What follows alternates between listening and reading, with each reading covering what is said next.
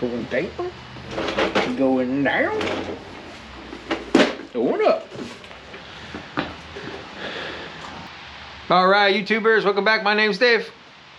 Like always, and you found do it yourself, do it right. And well, you know, it's time. It's time to start working on the CB360 that I picked up last summer. And as you can see by the apparatus sitting on the seat, you know it's gonna be timing related. It's just a bit out of time, and well, you know, I'm gonna show you how I time these old bikes. It's probably not the right way. In fact, it's definitely not by the manual, but it works. So let's get into it.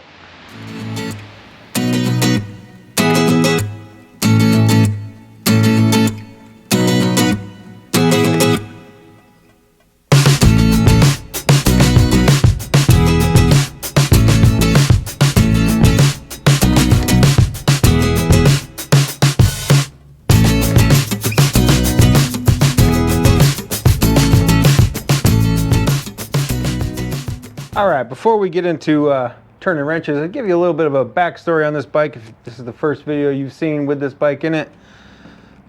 Link to the other one around my head.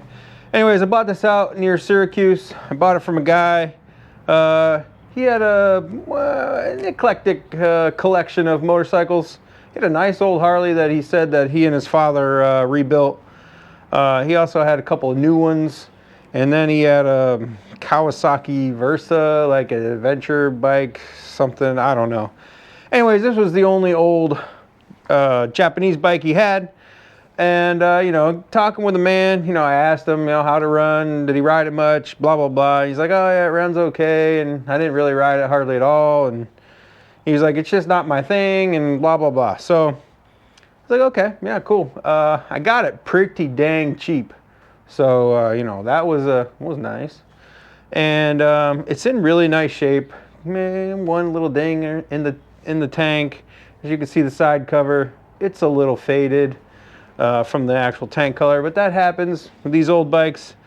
I asked if I'd take it for a ride. I rode it down the street, come back, run around, you know, not too far, just a little quick test ride, just to make sure all the gears and stuff worked.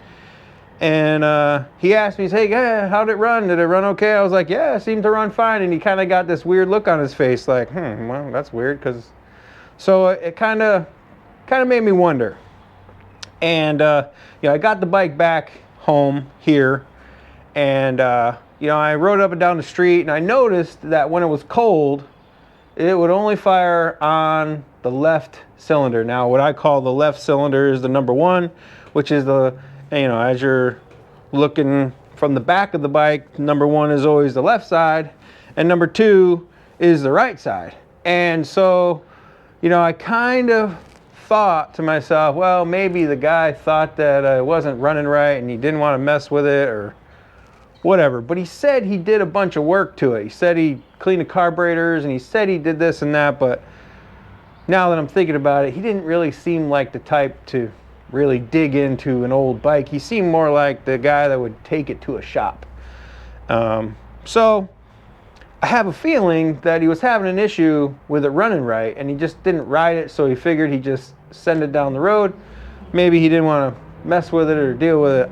I don't know. But I know what's wrong with it, and it's really the same thing that was wrong with the blue CB360 that I have that's still in Georgia that my girlfriend rides. And that is it's just, you know, it's just not set right. You know, it's just not firing when it's supposed to. And the way I know that is well, when I pull the spark plug wire off the number two cylinder, it starts running right. And when I put it back on, it kind of dies out until it warms up. Once it warms up, it runs fine. But when it's, you know, when it's a little cold, like it is right now, it doesn't want to start and run on the number two cylinder. And, well, you know, it's because the timing is not set right for that cylinder. And let me kind of show you what I'm talking about. It's kind of easier to show you than it is to explain it to you. All right, so the bike is dead cold. I haven't started it today. I started it yesterday, but it's dead cold. And well, when I fire it up, when I kickstart it, because the starter button is busted, you'll hear that it'll only want to run on the #1 cylinder. And when I start messing with the plug, you will hear the engine come to life. It'll be like burr, burr, burr, burr, burr, burr. And then when I start messing with it, it'll bing, bing, bing. It won't sound like a dirt bike. It won't be bing, bing, bing, but it'll be, you'll hear the difference, basically, is what I'm saying. All right, on, it's on. We're gonna give her the choke, and let's give her a kick or two. Oh, look at that.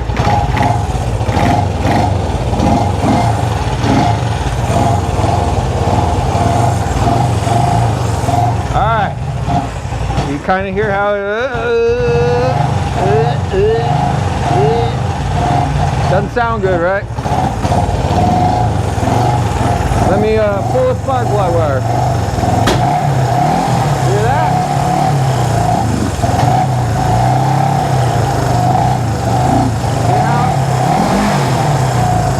Hear how it runs much better?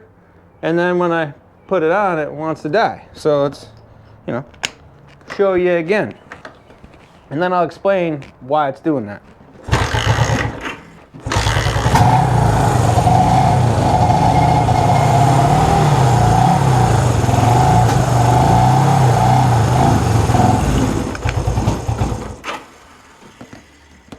All right, so that the #1 side is much hotter than the #2, because the #2, it just, you know, doesn't want to fire. It's just not timed properly. So let me try to explain what's happening here and how and why I'm diagnosing it that way. So, when the bike is running,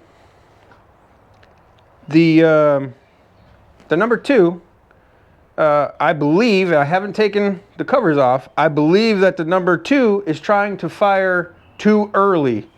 And the reason why I think that is because when I pull the spark plug, that makes a gap. When I pull the spark plug wire off the spark plug, that makes a gap to where the electricity, the spark, has got to bridge that gap from the plug to the wire itself. And what that does is that it delays it just ever so slightly, and that's when the cylinder, well, alrighty then, that's when the cylinder comes to life and it starts sparking when it's supposed to.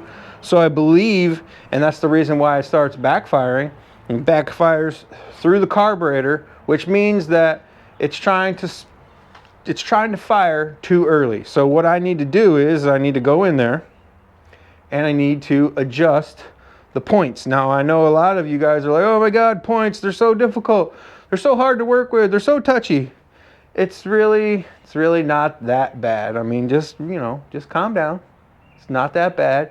I'm going to show you the way that I do it. I'm going to explain the way I do it. And then I'm going to actually send you to another video that explains the step-by-step procedure per the Honda manual. It's the way that I learned how to do it.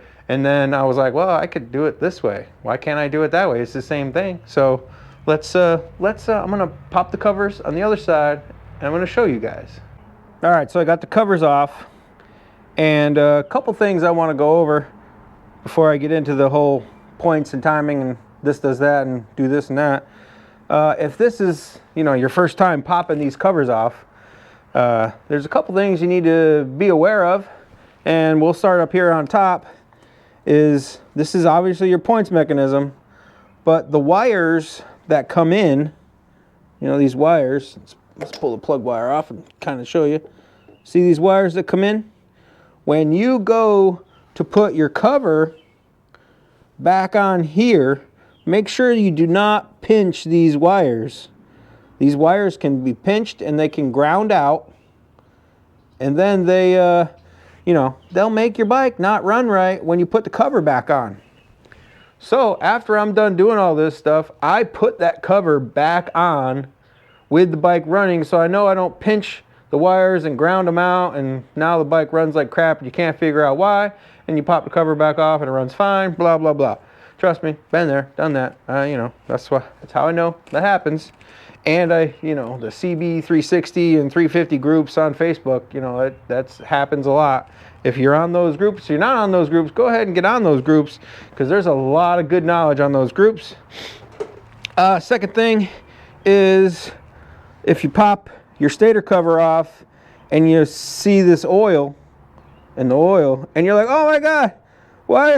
You know, there's not supposed to be oil in there. And then, you know, well, there's supposed to be that little bit of oil. It'll come out, and you know, if you have wrap on your pipes, it'll get all over it.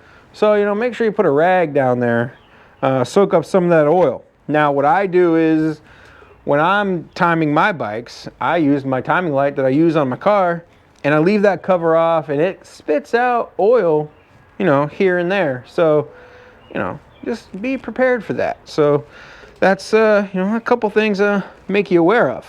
So now, I told you that I was going to send you to a video.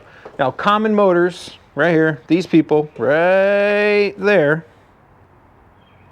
If you go to their website, if you go to their YouTube channel, that gentleman does a fabulous job explaining step by step by step how to do this. Now, he's going to have you take the tank off.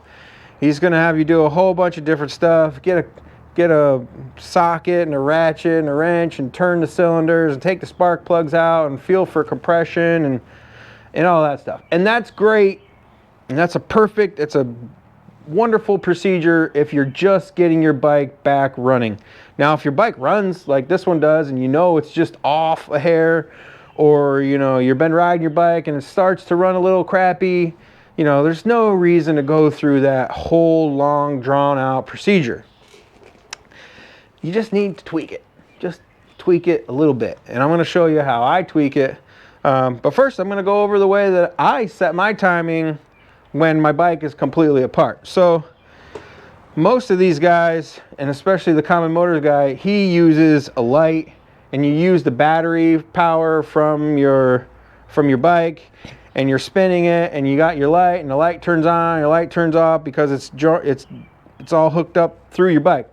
The reason why I don't like doing it that way is because it draws the battery power off your bike, and if you're like me, you like to check it, you like to do it, you do it a couple of times, and then you know, once you're satisfied, you do it 5 more times, and you end up running your battery down. And so I came up with the way that I do it. It's a little bit different. I use my little trusty dusty multimeter. Just as long as your multimeter has continuity ring out, it goes beep when it's making connection, you can do it. Now, I have alligator clips, and what I do is I take my alligator clips and I clip them on to the point. Like if I'm testing this point, or if I'm testing that one, I just clip it onto the points, and then I go to where the points connect into the wiring harness up underneath the tank. Usually they're right up here. And then I clip the other one on there, and I just run continuity. So when I'm spinning the engine over, when the points open up, it breaks continuity. So I know that's when it's going to spark. When they close, continuity beep, and you spin it over, and then you watch your lines here, your fire and your right here, your other fire line, your fire lines, wherever they are, in here. So basically, you twist it over, and then your mark is right here on this one. So you're looking to make sure that your marks line up, your left fire, your right fire marks line up with the little line there. Now, like I said, you know, his video, the Common Motors video, goes over that in detail, which is great. I watched that video probably 15 times. The first time I got that bike running back together, trying to go down the street, I watched that video a bazillion times. And it's like I said, it's a great video, but you know, I'm going to show you the way I do it. All you need is, you know, whatever it is to pop open your covers, and a flat tip and whatever it is in your points here, to loosen up your points so you can move your points ever so slightly. All right, so before I actually get going on this, I should mention that, you know, there is like an order of operations when you're doing this with these bikes. Now, you really should do all this stuff in order. And now the first thing that you should do, you know, it's like I think they recommend doing this every 1,500 miles on these old bikes. You should adjust your cam chain tensioner. And all that is, you know, this guy down in there, loosen it up, do your thing. You should do that first, and then you should set your valves, the valve lash. I'm not going to do all that. The bike is running fine. It just needs some tweaking on the timing. So, you know, for all you people out there, they're going to be like, oh my God, you should do this first. You should do that. Yeah, I know. Yeah, you should do that first. You should also clean your carburetors. You know, they recommend that too. But everything seems to be working. I don't have any ticking. I don't have any tapping. I don't have any of that stuff. I just have one cylinder that doesn't want to fire when it's supposed to. So let's have at it. I actually want to explain something to you about these points before I get into it also. So the way you do it, if you're having problems with your number one cylinder, is you have to loosen up these screws, the big screws here. And you have to loosen up the big screws and turn the whole plate either forward or backwards to get that fire mark to line up. Now, if you have to adjust the number one because it's on the plate, you also then have to go back and adjust the number two because the number two is mounted to this plate. Now, rule of thumb, I probably should peel this off. Probably rip it. Now, rule of thumb with these points is this little guy here, this little tip, this little teat, whatever you want to call it, the tit. It's supposed to be in the middle of this little gap, which it's pretty close. I'll get it. It's pretty close. It's close enough for me. Close enough that I'm going to believe it's close. I mean, I'll check it with my timing light, but, you know, it's pretty close just looking at it. So if you adjust, like I said, if you adjust the number one, you're definitely going to have to go and adjust your number two. And to adjust the number two, you loosen up these little Allen guys here, and I take my little flat tip, and you just, you know, wedge it in there. There's these two little guys right there. Boop, boop, boop. I wish this would focus. Anyways, you can see them, even though they're blurry. These guys, you just, you know, oop that way or oop that way, whatever which way you got to go. Now, you do this with the bike running, and if you go in the wrong direction, your bike will tell you you're going in the wrong direction. When you go in the right direction, it'll sound much better. It'll probably pick up in idle speed. You might even have to turn your idle down after you get this adjusted. Now, I'm assuming I have to turn it down because it's definitely not where it's supposed to be. So with it running, I bust those Allens loose, and then I start to adjust it ever so slightly. Now, warning, if you touch some of this wrong stuff in here, you will get a shock. So don't touch the wrong stuff. Only touch here. Okay? Only there. And then you got to tighten up your screws. And on top of that, whenever you get it set to the way you want it with your timing light and it's running and it's squirting out oil all over the place and blah, blah, blah. Once it's set, when you go to tighten those, it's going to move just a hair. So what I do is I overshoot a little bit. So when I tighten those Allen screws, or yours might be Phillips screws, it might be JS screws, I don't know, it might be the Japanese screws in there, whatever you have in there, it's gonna move it ever so slightly. So I kind of overshoot, so when I tighten it up, it brings it where I want it to be. Now, I'm gonna set the camera up, and I'm gonna, you know, show you how I do it. All right, see if I can get this thing to start up and actually idle.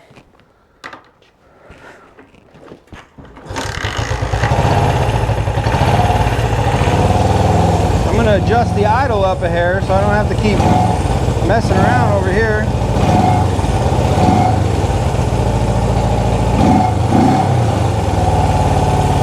See, it's only running on one cylinder. Well, that's 2. Now it's back to number 1. All right. It's definitely only running on one cylinder.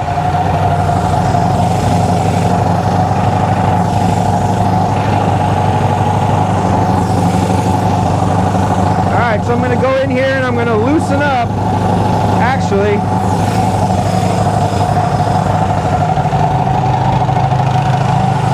I didn't hook up my timing light.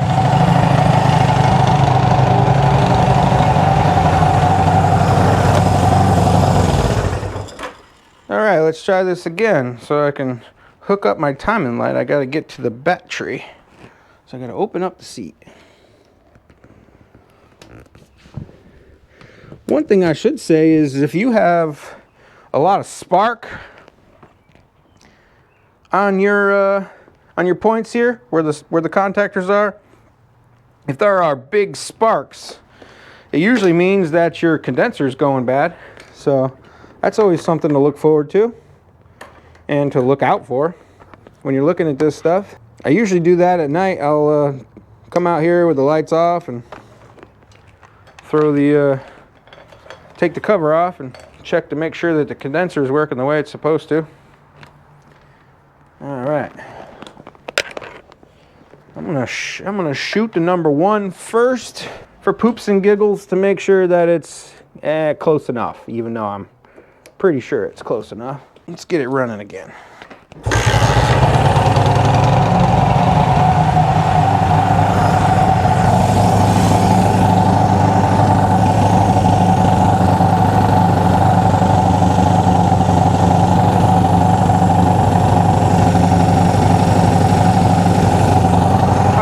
So with the timing light,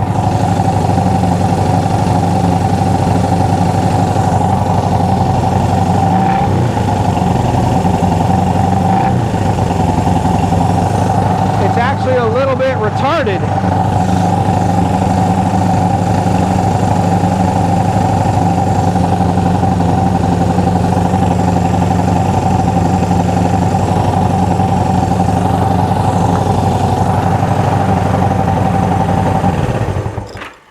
So what that means is I have to go and adjust the big plate first. I was almost convinced that it wasn't that far off.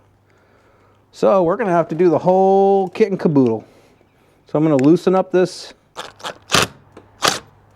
All right. Use my impact.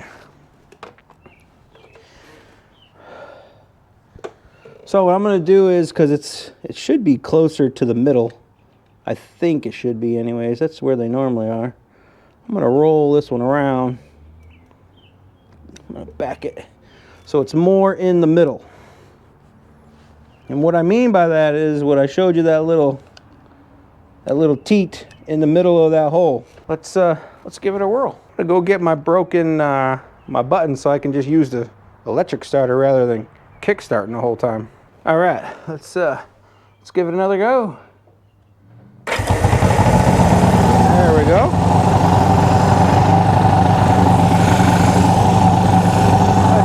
Let's see where that number 1 is.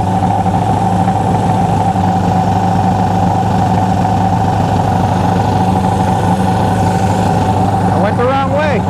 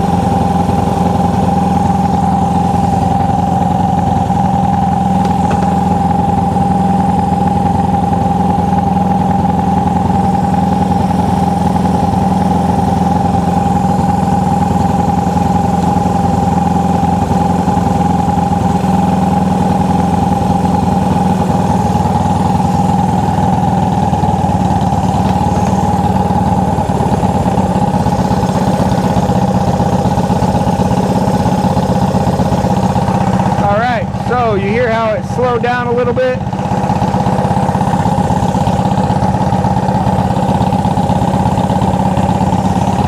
The LF mark is almost perfect.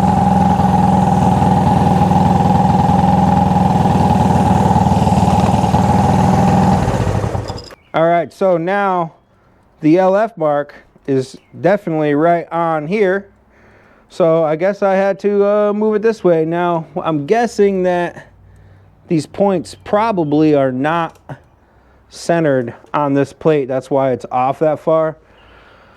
But, you know, it's doing what it's supposed to be doing. You heard the engine calm down. Sounded a little bit better. Now when I go and adjust the other side, it should come back to life again. So let's go ahead and put the sensor on the number 2 side. Sensor on the number 2 side. Let's get it started again, and we'll check the light. How if I had the key on?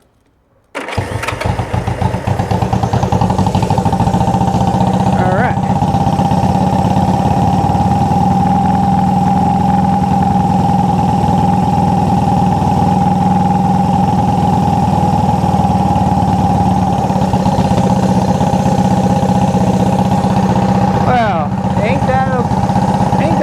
Situation.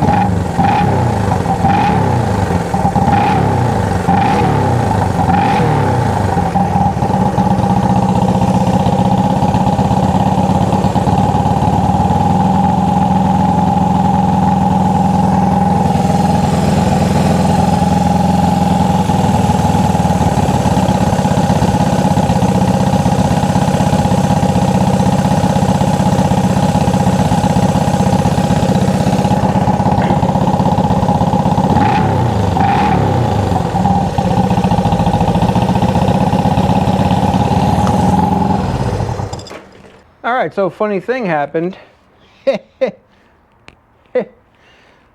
So when I moved the big plate and got the number 1 firing where I was supposed to, when I go back to shoot the number 2, it brings the number 2 right where it's supposed to be. That's why it sounded better. Now, I put my hand on both of the pipes and they're hot. I am going to adjust it ever so slightly. I think it's a little retarded. So I'm gonna go ahead and try to bring it right where it's supposed to be. And this is just fine tuning really, because you know, if this was government work, I'd be okay with it. But since it's my own, and I got nothing else to do, might as well do some fine tuning. Now, like I said, you know, it does spit out oil while it's running. You'll see that oil there and the oil on the ground over here. So, you know, don't get too concerned. You just might have to put a little bit of oil back in the, you know, in the engine after you're done doing this. It's not losing that much. It's not, you know, it's not pumping it out. So it'll be all right for now. All right, so to do some fine tuning on this number 2 side, the way I remember them is all the way to the left, that's your left cylinder. All the way to the right, that's your right cylinder. And if you're not that brilliant, there's an L right here. And there's an R right there for left and right. And I don't have the right Allen key with me. At least not right there. So again, I'm going to loosen it up ever so slightly. This bike's a little weird. It's got some Allen key. You know, it's got some bolts that are been switched, and then it's got some old junky hardware. You know, I guess whatever floats your boat. Now this is where people get scared, and it's because these are really touchy. So now I know from experience that if it's too far advanced, you got to go to the right. And if it's a little bit retarded, you got to go to the left.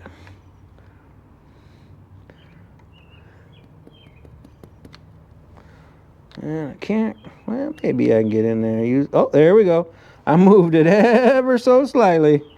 Probably too much. But we're going to find out. And we're going to throw the light back on it. Oh no, where'd my button go? Oh snap, now I lost my button. Let's get the light on it.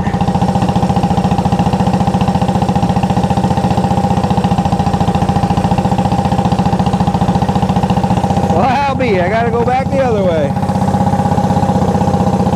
Here we go while it's running. Oh, you hear it catch speed? It's getting closer to where it's supposed to be. Alright, let's throw the light on her. Oh, too far, too far.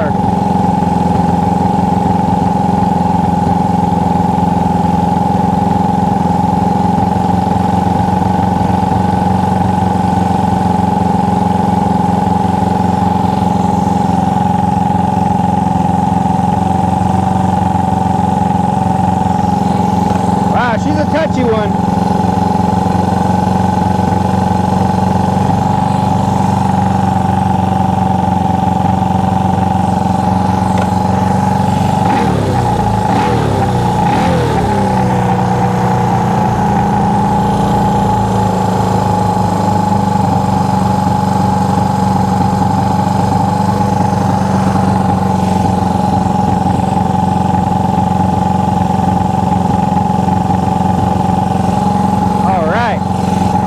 That's perfect. We'll come back for shoots and giggles.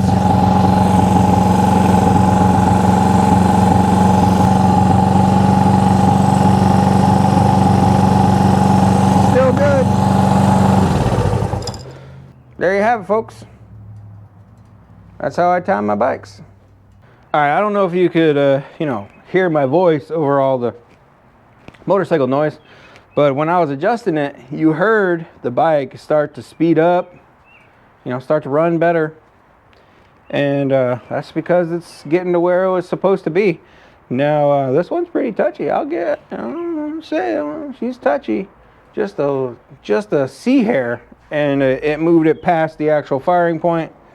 But we're I think it's good. Should be good. Went back, checked them both. They're tight, the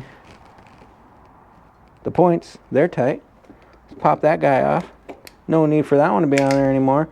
And I do have a little bit of a mess, but that's the price you pay for doing a quick little tune-up on your bike. Now, like I said, there is the process, cam chain.